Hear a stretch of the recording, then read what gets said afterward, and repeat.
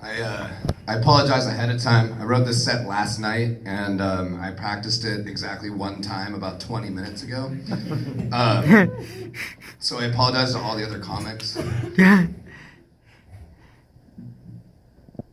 I guess.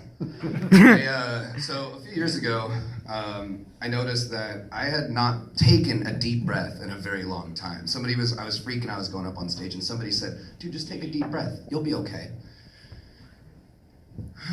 And inevitably, I just coughed. I started coughing because I realized the only time I ever take a deep breath is when I'm taking a bong rip. I don't know if that's necessarily the healthiest way to do life, but works for me. My roommate's parents are here tonight, and thank you very much for coming out. And my roommate, we live a little bit down the road from them, and he's always over there hanging out. And I thought it was because he wanted to be with his family and hang out with the dog and all that stuff. And it turns out that the reason my bathroom is separate from his. He has the master bathroom, and the other day my bathroom was occupied, so I went to use his, and there was so much fucking seaweed in the toilet that a mermaid and a lobster started swimming. And that's fucking gross. I wouldn't stick around for that either. So a few of you, actually, I was talking to a few of you earlier tonight, and a lot of you asked me if I was Canadian. And the answer is no, I'm from here. But I did spend a lot of time in Canada, and I've had several Canadian girlfriends over the years. And I realized that that's not why people think I'm Canadian. I think the real reason that they think I'm Canadian is because after I finish having sex with somebody, I say sorry instead of sorry.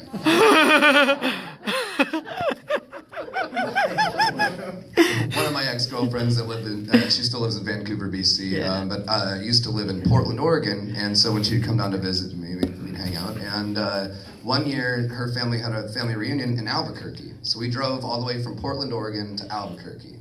And on the first leg of the journey, we went through eastern Oregon and into southern Idaho, and we stopped in Twin Falls, Idaho. I don't know if you've ever been to Twin Falls, Idaho, but it is a fucking truck stop. That's all it is. There's 40 motels and hotels, McDonald's everywhere, that kind of stuff. And so whenever I go to somewhere like that, we show up there, it's a 9-hour drive on the first leg, and she's like, what do you want to do? I'm like, I need a fucking beer. I'm in Twin Falls, Idaho. And I'm not going to be happy until I forget that I'm in Twin Falls, Idaho. So, I don't know the town though, so the first thing I do, go online, look at Google, look at the reviews. And I found the greatest review of any place I've ever heard of in my life. And the review was better than the actual place, but the review was for a place called the Clover Club, spelled with K's. And the Clover Club, I very quickly found out through the highest rated review, you know what, I'll just tell you what it is.